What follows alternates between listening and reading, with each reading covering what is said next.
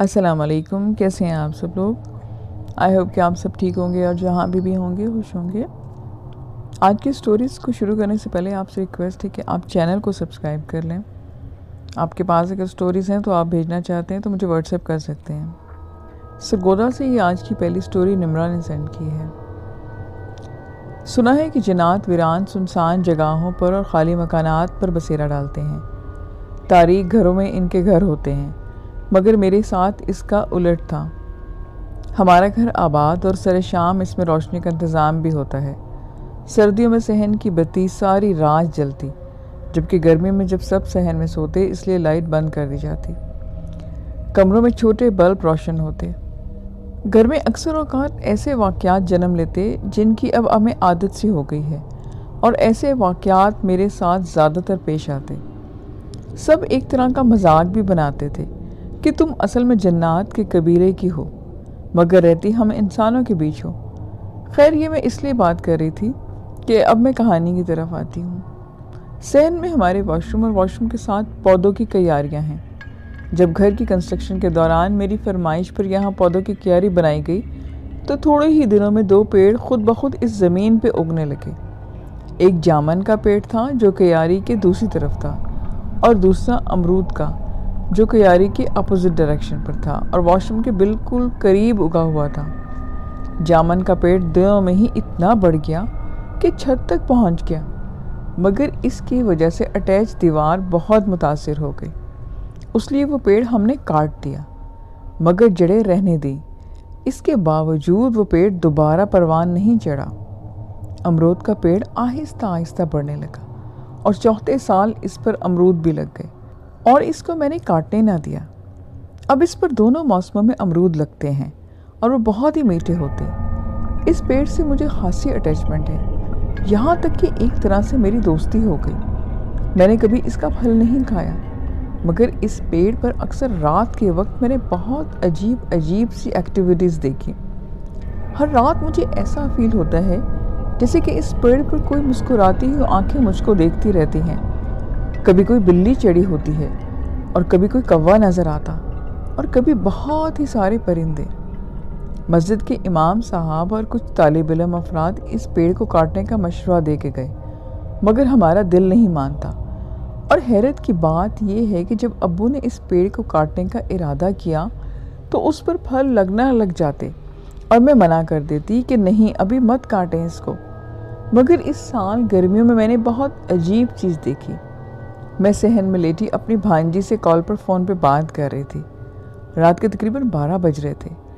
इनकी तरफ अभी शाम थी कि एकदम मेरी नज़र अमरूद के पेड़ पर पड़ी, जिसकी एक शाख बहुत अजीब अंदाज में हिल रही थी, और अचानक ही वो शाख मुझे झूमती हुई नज़र आई और फिर चलती हुई दिखने लगी। मैंने अपनी भतीजी को कहा कि मैं आपसे कल बात करती हूँ, अभी कुछ मुझे ज़रूरी काम आ गया है। मेरी आदत है कि मौसम चाहे सर्द हो या गर्म, मैं कंबल ओढ़कर ही सोती हूँ। जल्दी से मैंने कंबल सर से पाँव तक लपेट लिया और एक तरफ हटाकर एक आंख से दरख्त की शाख को देखने लगी। खौफ और दहशत से मेरा बुरा हाल था। मैं पसीने से भीग चुकी थी। जो आयात कल में मुझे याद थे वो मैंने पढ़ना शुरू कर दिए। दरख्त की एक शाख सीढ़ी और फिर दूसरी फिर तीसरी चढ़ती गई, और मैं खौफ से मारे मुंह पूरी तरह कंबल में लेके लेट गई। मैं डर के मारे दुआएं करती रही। मेरी धड़कनें बहुत तेज़ थीं और मुझे ऐसा महसूस हो रहा था जैसे ही खौफ के मारे अभी मेरी जान निकल जाएगी। मैं दुआएं कर रही थी कि अब्बू जाग जाएं या आप ही कमरे से निकल आएँ। काश लाइट चली जाए और भाई जनरेटर चलाने के लिए बाहर निकल आए। दुआएं पढ़ते और फूंक मारते मेरी आँख लग गई। मैं नींद में भी बेचैन रही। फजर की पहली अजान के साथ ही मेरी आंख खुल गई और मैंने बैठते ही बाबा को जगाया कि अजान हो रही है।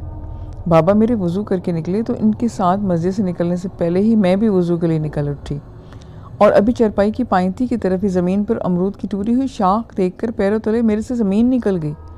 कमरे में जाकर मैंने अपने अब्बू को बताया, मगर उन्होंने हमेशा की तरह इसको मेरा वहम समझ कर डांटा और मुझे कहा कि ये सब तुमने ख्वाब में देखा होगा।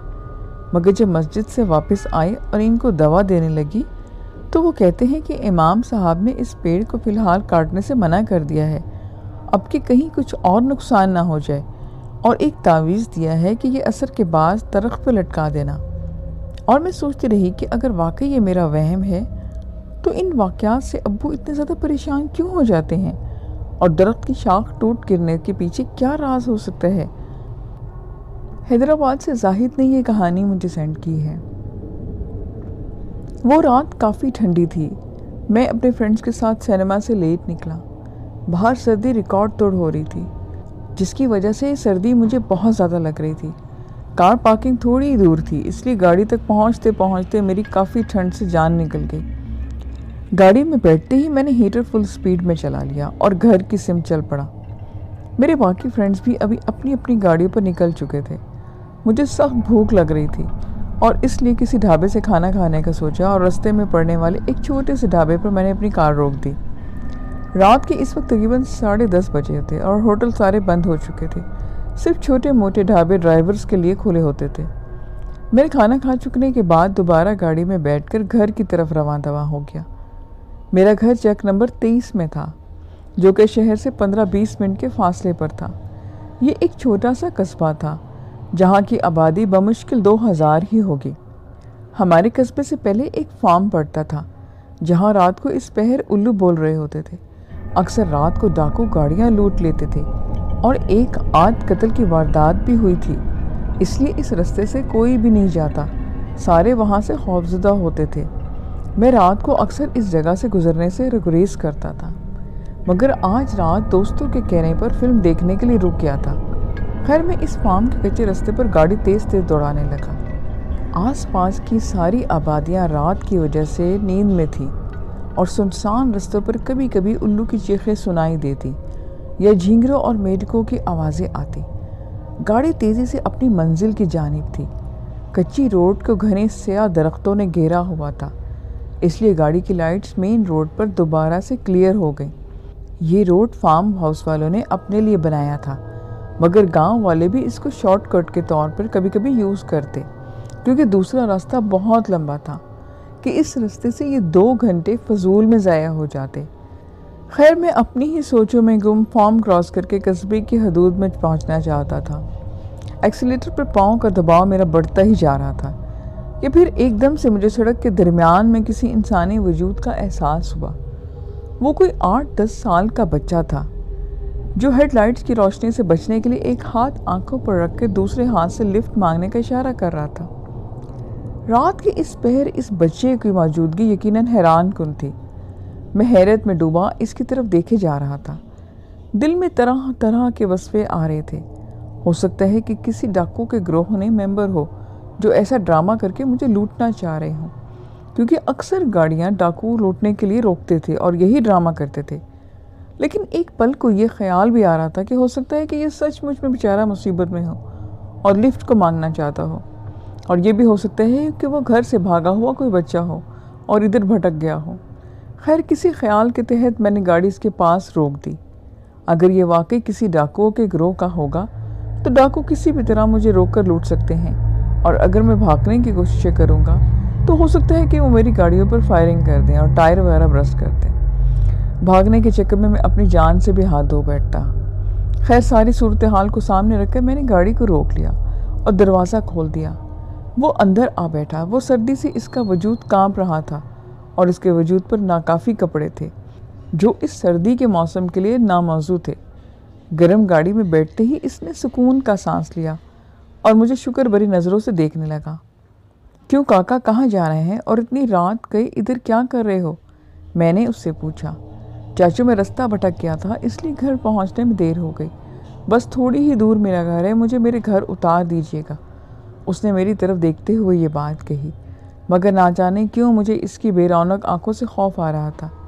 इसकी आंखें बिल्कुल ही बेनूर थीं, जो कि ऐसी उम्र में नामुमकिन बात है। मैंने उससे पूछा कि तुम्हारा नाम क्या है? वो बोला कि अलकरा। मैंने कहा कि ये कैसा नाम है अलकरा? बस यही नाम रखा है मेरे माँ बाप ने। अच्छा, घर किधर है तुम्हारा? कहाँ उतारूँ तुम्हें? वो बोला कि जब घर आएगा तो मैं बता दूँगा। फार्म ख़त्म हो रहा था और आगे कपास के खेत थे, जहाँ से 4-20 मिनट के कस्बे के कुआं पड़ता था। इस कुएं के आगे एक ट्यूबवेल था और ट्यूबवेल से 10 मिनट आगे कस्बे की हदूद शुरू हो जाती थी। कुएं तक पहुंचने में बमुश्किल मुझे 4 मिनट लगे। वो बोला कि चाचू इधर ही रोक दें, मेरा घर आ गया है। अचानक से वो चिल्लाया तो मैंने हैरत से गाड़ी रोक दी, क्योंकि इस जगह किसी घर तो दूर की बात किसी कुटिया का भी नज़र नहीं आ रही थी। यहाँ से गुजरना मेरा रूटीन था और इस जगह कपास के खेतों के साथ कुएं के इर्द गिर्द बरगद के बड़े बड़े पेड़ों के अलावा कुछ भी नहीं होता था। ये बरगद के पेड़ सदियों से यूं ही खड़े थे। किधर है तुम्हारा घर? मैंने ये बात उससे पूछी। वो सामने। उसने बरगद के कदरे झुके हुए पेड़ की सिमत इशारा किया।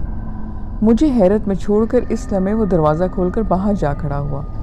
इसके बाहर जाते ही कहीं से कुत्तों का कौल गुर्राता हुआ इसकी सिमत बढ़ा। मैं इसे बचाने के लिए गाड़ी से बाहर निकला, मगर बाहर निकलते ही एक खौफनाक मंजर नज़र आया। इस लड़के का कद तेज़ी से बढ़ने लगा और तकरीबन 13-14 फीट तक पहुंच गया। उसने 2-3 कुत्तों को पकड़कर हवा में उछाला। बाकी कुत्ते इसकी टांगों से लिपट गए। मैं हैरत से बुत बना ये खौफनाक मंजर देखने लगा। इतनी देर में अचानक इसके वजूद ने एक कोयले की शक्ल इख्तियार कर ली और बरगद के पेड़ के अंदर समा गया। कुत्ते वापस हो गए और मेरे वजूद से जैसे खून निचुड़कर ज़मीन पर बह गया हो। मैंने बड़ी मुश्किल से अपने आप को संभाला और गाड़ी में आके बैठा। गाड़ी में बैठते ही घर पहुंचने तक का सफ़र मेरे लिए नाकाबिले बयान था। तेज़ रफ्तारी से रास्ते में कई जगह मेरी गाड़ी का एक्सीडेंट होते होते बचा। मैं जैसे ही घर पहुंचा सांस ही सांस आई। कमरे का दरवाज़ा बंद करके मैं बिस्तर में घुस गया और कंबल सर तक मैंने ओढ़ लिया। मैं जिंदा बच गया था एक जिन के हाथों से। अगर वो कुत्ते ना आते तो पता नहीं वो जिन्नात का बच्चा मेरा क्या हशर करता। वो दिन और आज का दिन, मैं रात तो दिन में क्या, मैं कभी इस जगह से गुजरा ही नहीं और रात के सफ़र से मैंने हमेशा के लिए तौबा कर ली। ये 2019 के जाड़े के मौसम की बात है। इस साल बारिशें भी बहुत हुई थी और सर्दी का मौसम भी गैर मामूली तवील रहा। इन्हीं दिनों मेरे सेमेस्टर फाइनल टर्म एग्ज़ाम्स हो रहे थे, तो मेरा एक दोस्त पढ़ने के लिए मेरे गेस्ट रूम में आ जाता था। गेस्ट रूम का अंदरूनी दरवाज़ा घर की सहन में खुलता था। घर वालों को जब भी ज़रूरत होती थी दरवाज़ा नॉक करके मुझे बुला लेते। मेरे दोस्त ने कई बार मुझे बताया था कि यार, मैं जब भी तुम्हारे गेस्ट रूम में आकर बैठता हूँ तो मेरा सर भारी होना शुरू हो जाता है, और मैं हंस कर ये बात टाल देता और कहता कि तुम्हारा बस चाय की तलब होती है और कुछ भी नहीं, और साथ ही घर चाय बनाने का कह देता। वो भी एक सर्दी का दिन था और हल्की हल्की रिमझिम भी हो रही थी, और मेरा वही दोस्त मेरे पास पढ़ने आ गया। पता नहीं कि क्या मालूम हुआ कि कुछ लम्हों के बाद हम दोनों बिल्कुल खामोश हो गए, और इसी असना में गेस्ट रूम का अंदरूनी दरवाज़ा दोबारा वाज़े तौर पर वक्फे वक्फे से खटाया गया, जैसे उंगली का हुक बनाकर कोई खटखटाता है। अभी मैं कुछ बोलता कि मेरा दोस्त कहता है कि जाओ पता करके आओ कि यहाँ कोई काम है। जब मैं दरवाज़ा खोलकर सहन में आया तो सहन बिल्कुल खाली पड़ा था। इतनी देर में सहन क्रॉस करना मुमकिन नहीं था। जब कमरों में आया तो सभी लिहाफों में दुबके पड़े थे। नामुमकिन था कि इस हालत में सहन क्रॉस किया गया था, मगर इतनी जल्दी लिहाफ में आकर बिल्कुल सेट होकर लेटना नामुमकिन था। मैं हर एक से अपनी तरफ से पूछता गया। अपनी अम्मी से भी पूछा कि दरवाज़ा आपने खटखटाया, तो सब ने बिल्कुल इनकार कर दिया। हम सब तो कोई पिछली काफ़ी देर से सहन में भी नहीं गए। वापसी में गेस्ट रूम में आया तो मैंने दोस्त को बताया। वो भी हैरान हुआ, आखिर 2 लोगों को एक साथ एक जैसा वहम कैसे हो सकता है। खैर, मैंने इस बात का मौजू बदल दिया। उसके बाद उसने कहा कि मेरा सर भारी होने लगा है, और कुछ देर के बाद वो चला गया। लेकिन मैं आज भी सोचता हूँ कि वो दस्तक क्या थी, हवा थी, झोंका था, या फिर हमारा वहम था। ये आज की वीडियो की लास्ट स्टोरी है जो मैं आपको सुनाने लगी हूँ। ये तकरीबन 2 दहाई कबल की बात है। हमारी खाला की शादी थी। हम सब कज़न्स नानी के घर जाने के लिए और खाला की शादी के लिए पुरजोश थे। शादी से तकरीबन 2 हफ्ते पहले ननिहाल पहुँच गए। हमारी नानी का घर बहुत बड़ा और शानदार था। वो घर बिल्कुल ऐसी कहानी और फिल्म की तरह था। बड़ी से हवेली और बहुत सारे दरवाजे और बहुत ही सारी खिड़कियां थीं। हम सब कज़न्स मिलकर खूब हल्ला गल्ला करने लगे। पूरे घर में उधम मचा रहे थे। इस घर की सबसे ख़ास और पुरस्कार बात वाक़या एक वहाँ का खुफिया कमरा था, जिस पर लकड़ी के दरवाजे के साथ लोहे का दरवाज़ा लगाकर बड़ा सा ताला लगा दिया गया था। इस तरफ किसी को भी जाने की इजाज़त नहीं थी। शाम के वक्त हमारे नाना नानी ने हम सब बच्चों और बड़ों को अपने कमरे में बुलाया। नाना नानी हमसे गपशप करने के बाद हमेशा की तरह हमें घर के इस हिस्से के बारे में ख़ुसूसी तौर पे ताकीद की कि इस कमरे के करीब जाने से मना है आप सबको। मुझे हमेशा इस कमरे के बारे में बड़ा सस्पेंस रहता था कि वहाँ ऐसा क्या है कि नानी हमें वहाँ जाने से मना करती है। नानी के रोब की वजह से कभी वहाँ जाने की हिम्मत ही ना हुई थी। खैर, शादी के दिन गुजरते रहे और हर गुजरते दिन के साथ हमने खूब हल्ला गुल्ला और इन्जॉयमेंट की। फिर देखते ही देखते खाला की रुखसती का दिन भी आ गया और फिज़ा एकदम से सोगवार हो गई। मुझे आज भी याद है कि रुखसती के अगले रोज़ वो सोगवार शाम घर में तकरीबन 45 से 50 अफराद मौजूद थे, लेकिन पूरे घर में एकदम खामोशी छाई हुई थी। शायद खाला के चले जाने का गम था या शादी के फंक्शन के ख़त्म होने का दुख। बड़े और बच्चे सब के चेहरे उतरे हुए थे। वो इस घर में हमारी आखिरी रात थी। अगले रोज़ वलीमा था और वलीमा खाकर हम सब अपने अपने घरों को चले जाना था। रात खाने के बाद हम सब कज़न जमा हुए और छुपन छुपाई खेलना शुरू हो गए। छुपन छुपाई के वक्त मेरी कोशिश होती थी कि ऐसी जगह छुपूं जहाँ से कोई मुझे ढूंढ ना सके। छुपते छुपते मैं घर के इस हिस्से की तरफ निकल आई जहाँ नाना नानी ने जाने से मना किया था। वहाँ पहुंचकर मुझे हैरत का ज़ोरदार झटका लगा। ग्रिल का दरवाज़ा बंद था और ताला लगा हुआ था, लेकिन अंदर लकड़ी का दरवाज़ा हल्का सा खुला हुआ था और वहाँ लाइट जली हुई थी। मैं सस्पेंस के मारे अंदर झांकने के लिए आगे बढ़ी। ग्रिल के दरवाजे के करीब पहुंचकर मैंने अंदर झांकने की कोशिश की तो इस कमरे की लाइट एकदम बंद हो गई और पूरे घर में बिजली चली गई। मैं डर के मारे फ़ौरन पीछे भागने लगी तो किसी ने मुझे गोद में भर लिया। मैंने चीखने की कोशिश की, लेकिन मेरे मुंह पे किसी का हाथ रहा। मैं ज़ोर ज़ोर से हाथ पांव चलाना शुरू हो गई और रोने लग गई, लेकिन वो हाथ इतना मजबूत और बेरहम था कि मैं एकदम से बेबस होकर रह गई। कुछ देर के बाद लाइट आ गई तो मुझे नीचे उतार दिया गया। मैं एक अजीब से कमरे में थी। मैंने पीछे मुड़कर देखा तो कुछ छोटे से कद का एक बोनी सी खातून खड़ी थी, जिसका कद मुश्किल से मेरे जितना होगा। मेरी उम्र इस वक्त तकरीबन 10 साल की थी और उस बोनी औरत का कद भी मेरे जितना ही था, लेकिन उम्र में वो बड़ी लग रही थी। अचानक एक रोबदार आवाज़ आई। गालिबाना ये किसी बच्ची को उठाकर लाई है और इसकी शक्ल समरीन खान से बहुत मिलती है। मैंने मुड़कर देखा तो मेरी सिट्टी गुम हो गई। कमरे की दूसरी तरफ एक ही शक्ल के 10 बोने खड़े थे।